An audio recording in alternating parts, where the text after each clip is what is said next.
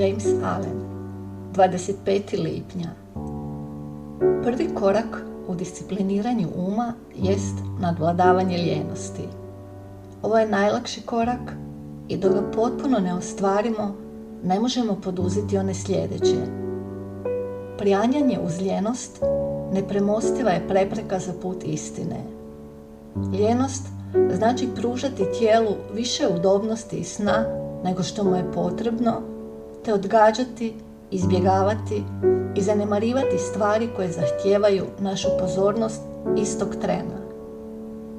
Ovako stanje lijenosti moramo nadvladati ranim ustajanjem, pružajući tijelo upravo onu količinu sna koja mu je potrebna da se potpuno okrijepi, te energičnim i trenutačnim izvršavanjem svake dužnosti i zadatka, pa i onih najmanjih koji se pojave pred nama.